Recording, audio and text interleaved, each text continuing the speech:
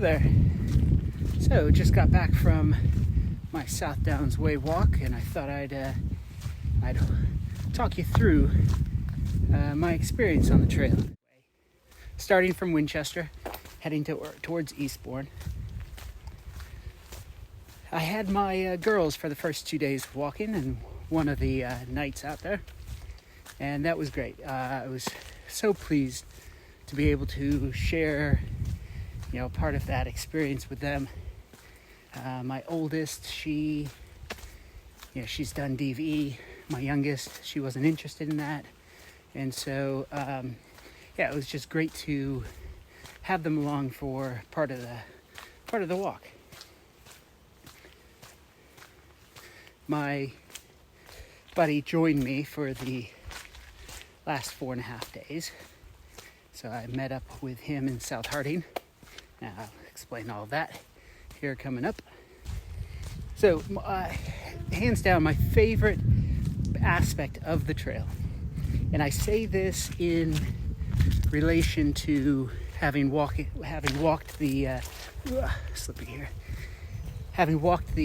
North Downs Way twice, is the fact that there was water along the way, and that made a huge difference. I'm going to make a separate video about my equipment that I brought, but having regular places to get water meant that you didn't have to carry liters and liters of water.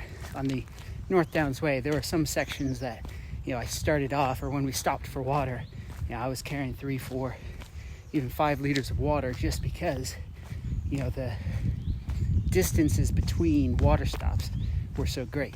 All right, so let's get to it.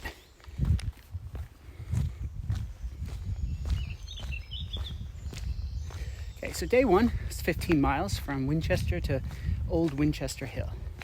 Now, I'm not going to get into, we did wild camp 4 of the 6 nights, and I'm not going to get into specifics about where exactly we camped. And the reason being that, and I heard this from somebody else's, or several other YouTube videos, and I think it's a really good idea, is that, if I were to put out there that these are specific places I camp, and let's say loads of people were to watch that video, which would be horrible, by the way, then that could put just too much pressure, environmental pressure on that spot. And one of the things that I try to do is to make sure that we have minimal to no impact on the environment when we go out wild camping. So kind of think of it as, if you are familiar with wild camping and you know what you're doing, you know how to read a map, then you can find your own places to camp. First thing that I'll say is, immediately you're, not confronted with, but you're surrounded by history on this whole walk. And honestly, there was so much of it that we couldn't stop to see every point of interest or anything like that. But you start off in Winchester, at Winchester Cathedral, or I started near Winchester Cathedral, and of course this is the original origin of the North Downs Way as a pilgrimage route. And I've never walked from Winchester to Farnham. I've always started at Farnham. But it was great to, even though I'm not walking the North Downs Way on this trip, it was great to be able to, start in such a historical place. So one of the first noticeable, clearly marked historical stops along the way on day one was Cheesefoot Head. And it's a hill, and especially as an American, you're gonna love this, of course.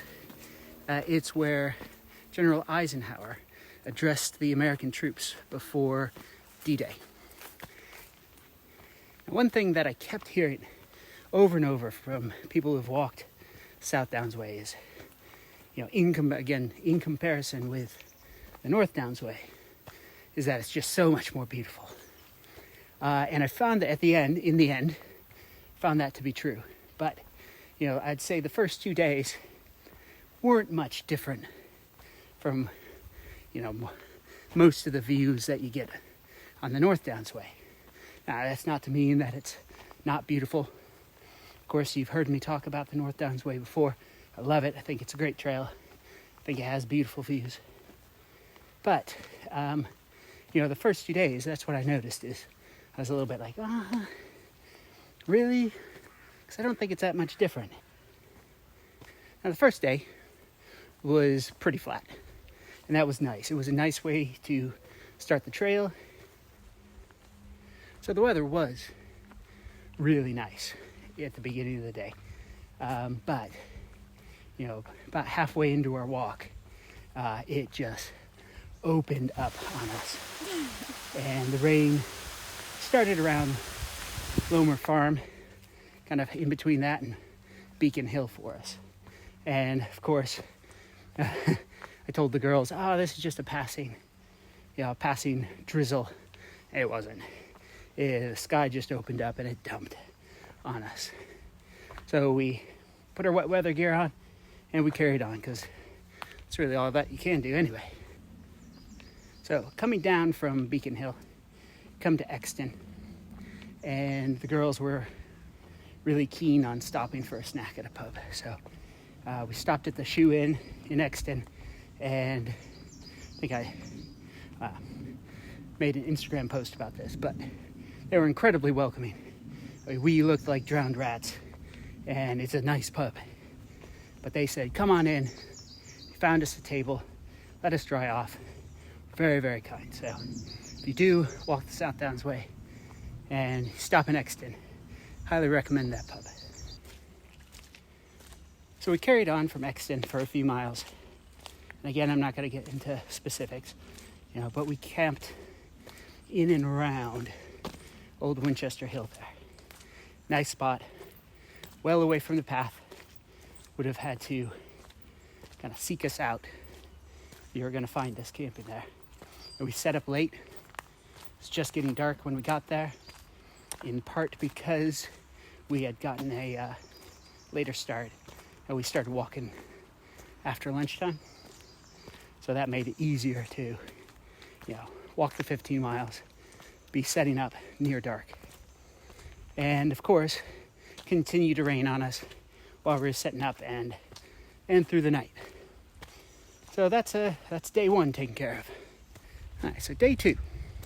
Day two, we were packing up in the rain.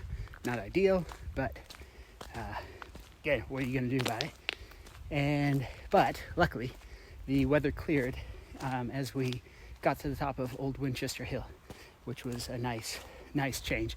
And it did. The weather stayed nice the rest of the day, kind of mixed sun and clouds. So although we were sopping wet the first day, our second day was nice and dry. I thought the second day, the views got a little bit better than the first. But again, not much different than the North Downs Way, I'd say. It was a good mix of kind of woodland walk, which gave you a break from the sun, and then kind of open views. It was, the open views were a lot of farmers' fields, which, again, I don't mind, but it wasn't the vistas that I had imagined before starting off. Unfortunately, on this day, there was quite a bit of road walking, or kind of paved walking, which, that's not my preferred path. Prefer dirt, even rocky, stony to paved. But yeah, you do end up walking a lot on roads that second day. So as we were at the top of the hill, looking down at Queen Elizabeth Forest, my youngest kind of gave me that look of, okay, I'm not sure I can keep going, which, I was not disappointed at all. She had never walked 15 miles in one go before, and she did it with, a 20-pound pack. So very, very proud of her But the decision was made that it would be best if my wife came to pick them up that evening, as opposed to waiting until the next morning, which had been the original plan. So we got down to the car park by the forest, which was about 9 miles, and waited around, and my wife came and picked them up. So after the girls got picked up, I continued on to South Harding, where a buddy of mine was waiting. So he had started the day before us and had an extra day in South Harding, and the plan was I was going to meet up with him and then we carry on. So we had 15 miles the first day, 15 miles the second day, which is what I had planned, what I wanted to, the distance I wanted to cover in the first 2 days. And then we're on to day 3 now.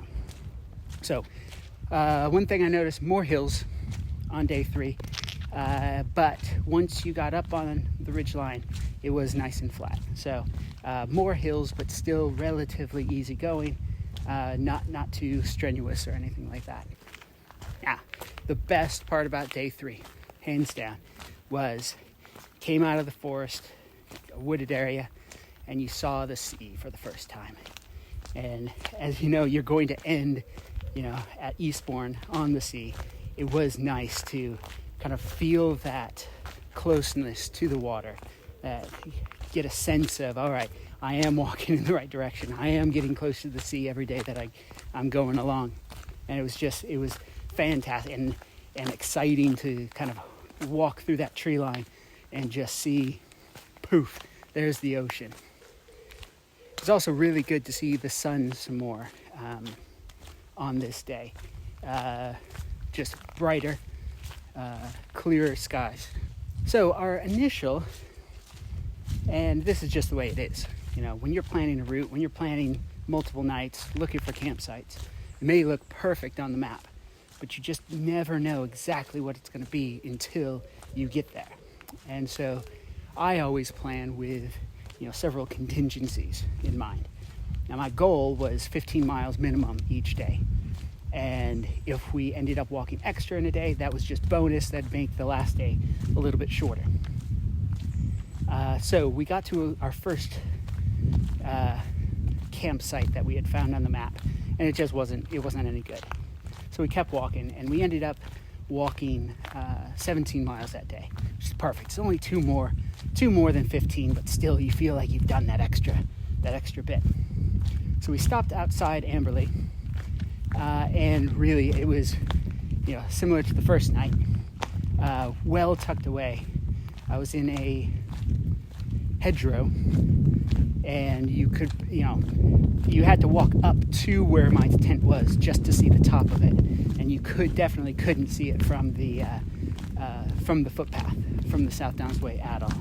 So it was nice to be well hidden, out of everybody's way, leaving no trace in the morning, so that no one would even have known that you were there. Okay, on to day 4. Well, we started off with rain. And I'll probably talk more about this when I go through my equipment that I brought. But there's just something so... It feels so good to have confidence in the equipment that you have. And, I'm sitting there, or laying there in my tent, woke up to the sound of rain, just knowing I was going to be dry. That, even if I packed up a wet tent again, it's not the end of the world. It'll dry later. And then just being able to kind of drift off to sleep again. But we woke up to rain. Luckily, by the time we were actually breaking down camp, the rain had stopped. So the rest of our gear didn't necessarily get wet in the tear down process. So it was fairly flat from Amberley to Washington, despite it being gray and overcast. So the views weren't incredible, but they were still nice. And, now that we're on day 4, we're certainly, getting those views more consistently. So it was still nice. Like every day got better and better as far as the views were concerned. So we stopped for lunch in Washington before carrying on. And day 4 was the day of Chanstonbury Ring. And this was the spot that I was most looking forward to on the whole walk. I'd read, more about this particular spot than any other, and it absolutely lived up to its mythical nature, what you read about it. Because as we were walking up, the winds were blowing, and it was blowing cloud and rain, and it just looked so mysterious, if I can describe it like that. And so we'd been walking in the kind of the wind, the mixed wind and rain for most of the morning and start of the afternoon. So we took shelter on the north side of the ring and just appreciated the views, got out of the wind for a while.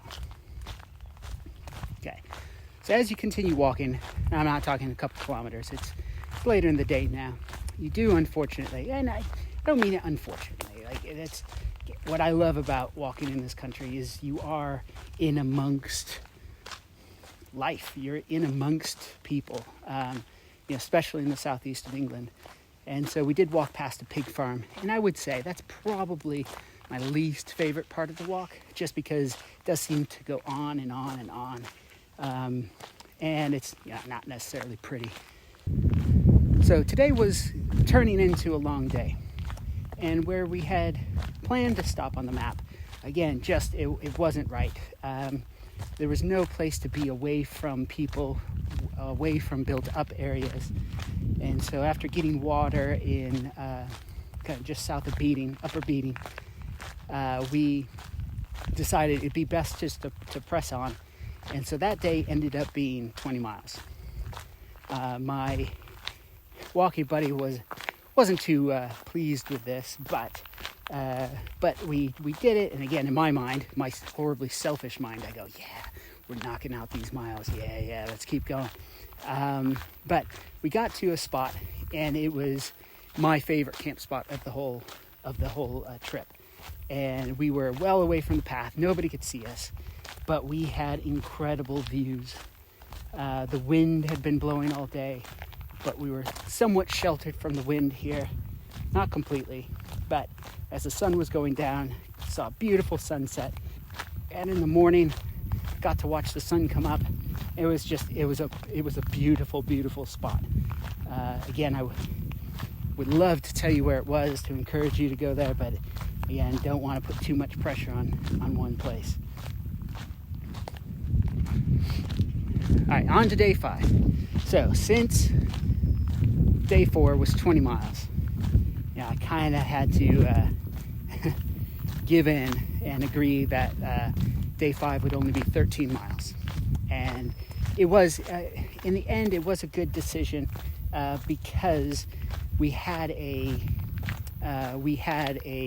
definite campsite, and that was at House-Dean Farm. And I've seen that on loads of other YouTube videos about the South Downs Way. And it is it's just, as long as you have a booking there, you don't have to worry about if it's going to be a good spot to stay or anything like that. So I said, okay, it's only 2 miles less. Plus we had done 5 miles more than the 15 the day before. So I said, okay, that's fine. Now, what was good about that was that we did get into the campsite early, and then we went into Lewis in the afternoon. So that was nice, just a break from the walking, a break from the trail, and just kind of got to explore Lewis. I'd never been there before, so after spending a few hours there, I wish we could have spent more time there. Definitely a spot to go back to and explore again. But we got packed up, got back on the trail, walked past the Devil's Dyke. We didn't spend much time there because it was early in the day, and I think we were both wanting to knock out kind of as many miles as we could early on. But I definitely want to go back and kind of walk around the Devil's Dyke again. So we stopped to rest at Pycombe Church, which was a fascinating church. You walk past all of these beautiful churches, and of course every church has its history. But this is just a little, almost nondescript church. But you go in and they've got placards everywhere talking about the history. And I'm not going to go into all of the history now, just because I could probably make a whole video just on that. But if you are walking through there, make sure you stop. They're very welcoming. There's signs everywhere saying, come in and rest, just like pilgrims, walkers have done for hundreds and hundreds of years. So it's definitely worth a stop. And it just worked out that it was at one of our stops. I forgot to mention this at the beginning. So anytime I'm doing a long distance walk, I like to set regular intervals and regular stops as we go. So on this trip, as very similar to the North Downs way, we stopped every hour. So it didn't matter if we'd done 3 miles, didn't matter if we did 2 miles. Every hour we stop. If it's if we need to, we take off our boots, let our feet air out a bit. But that really makes a difference because, especially me, just my personality, is I tend to be go, go, go, go, go. And I can burn myself out really easily. So by kind of making this rule, you have to stop every hour, or sometimes it's every 3 miles, whatever we decide. It just makes it nice. It reminds you to take a breath, sit down, and so you end up being able to walk longer distances in the day.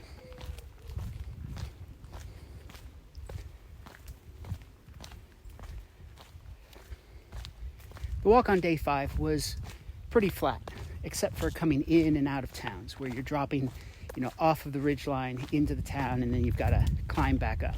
But overall, it wasn't very hilly. It wasn't what I would call very hilly. So day 5. Best views so far. Like I said, every day seemed to be getting better and better with regard to the views.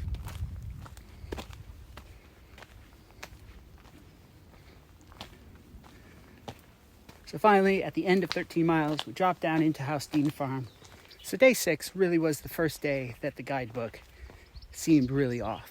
It had seemed anyway, pretty accurate in the distances that it said, from town to town. It marks the distances from town to town, and this one was a little bit off. So I would say if you use the guidebook, and again, I thought it was a fantastic guidebook. I think it was a great way to kind of keep track of your progress, to orient yourself. But it was just a little disappointing, especially because it's late in the walk. It's day 6, and you really are counting on distances being what they're supposed to be when planning. So the day started coming out of Housestein Farm, and it's pretty much straight up a hill. And as soon as we got to the top of that hill, the wind really started, and it was crazy wind. I don't think I've walked in wind this strong before.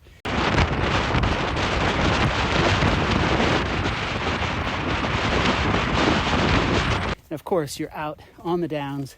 There's nothing to block the wind. You're close to the sea, so the wind's just coming right off the water. Nothing to stop it. And it was so strong. Knocked my glasses off. Couldn't wear my hat.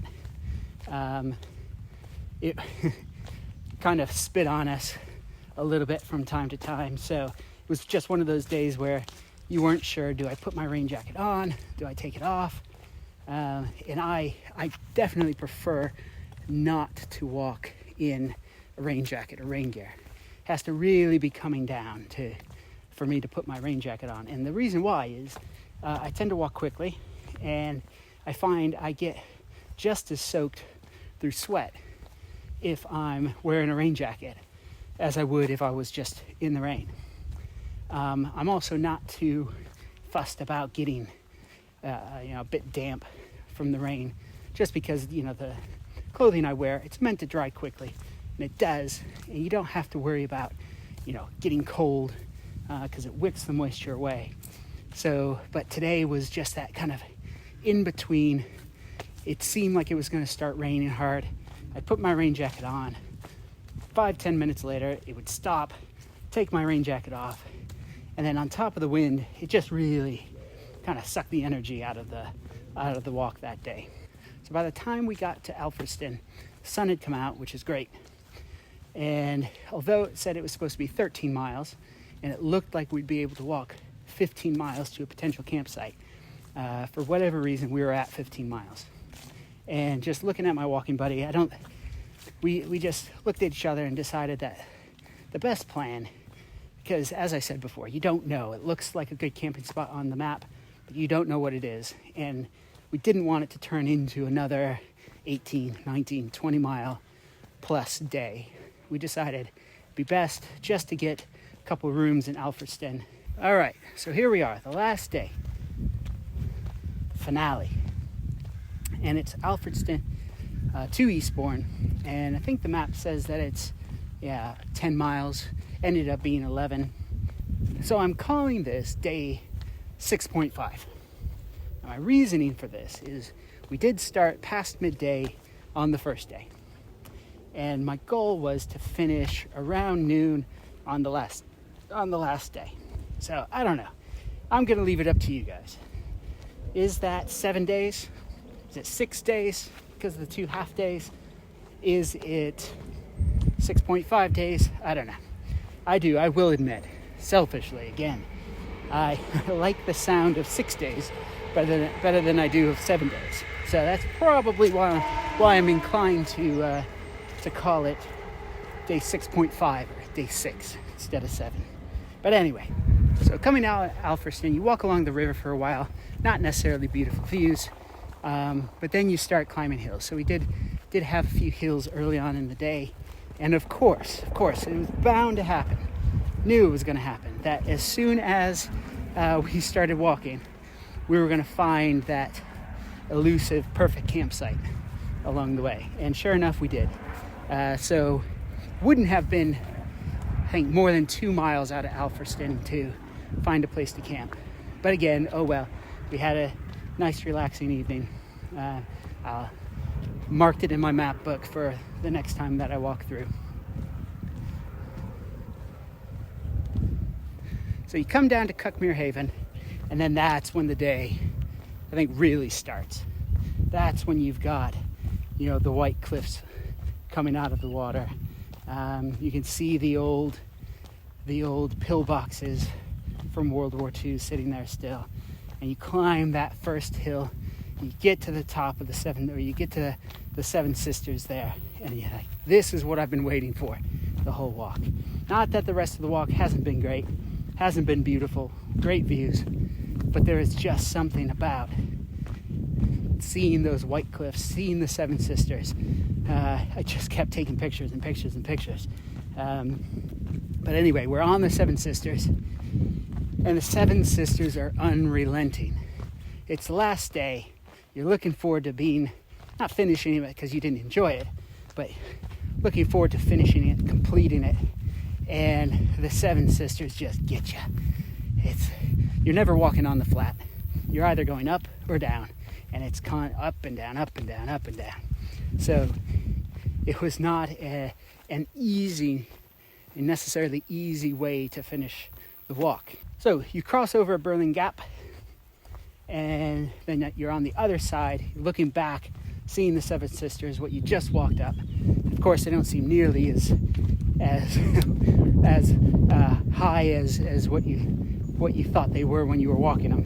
But you look back on it, and this is where, and it's just strangely, this is where it just seemed like the walk started to drag on. When we got past the lighthouse, just past Beachy Head, technically the path kind of continues on the side of the hill there through kind of a wooded area.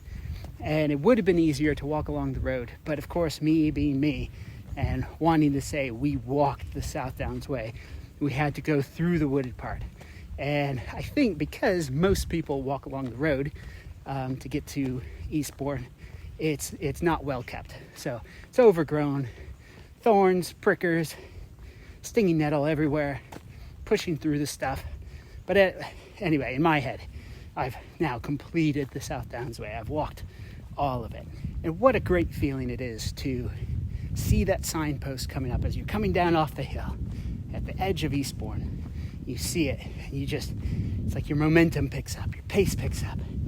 And you get there, and you put your hand on the post, and there you've done it. All right, so my conclusions about the South Downs way. Fantastic. 100% would walk it again.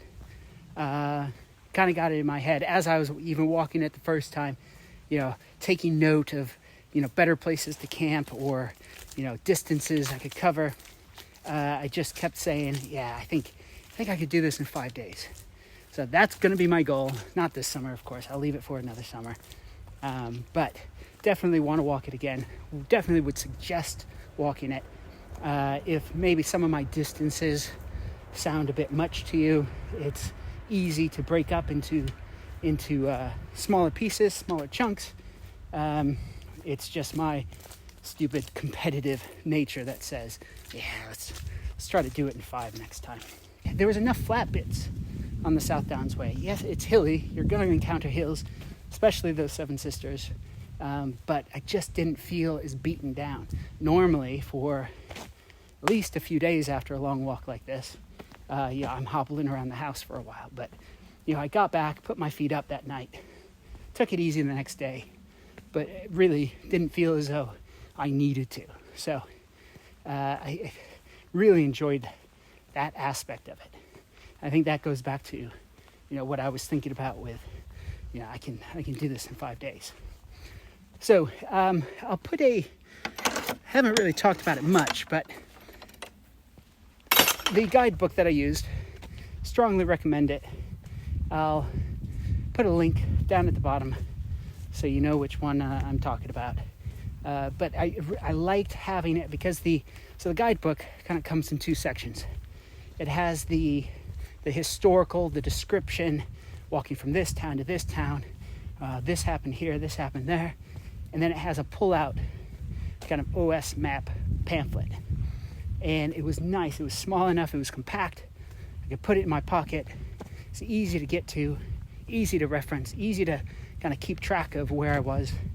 Because most of the time when I'm walking, I use my phone.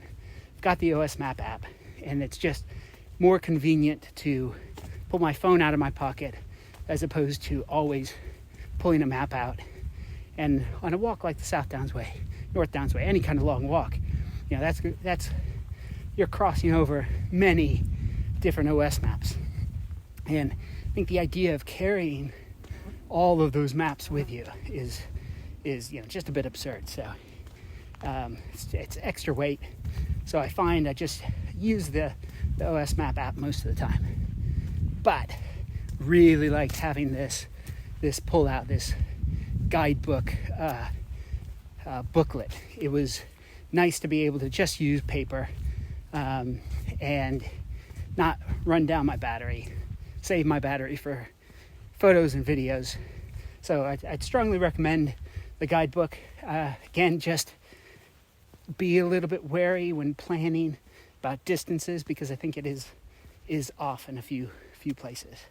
So at the end of the walk, even though it's advertised at 100 miles from Winchester to Eastbourne, my GPS watch tracked me at 106 the whole way. And to be honest, we didn't take that many side routes, and I did start my watch right at the beginning of the walk and ended it right at the end, or shut it off right at the end. So it was it was over the 100-mile mark, which is fine. I didn't mind it, but just you want to always double check the distances before you go. So I hope you found this helpful. Hope you, if you get out, you can find as much enjoyment from the South Downs Way as I did. And as always, I'll see you in the hills.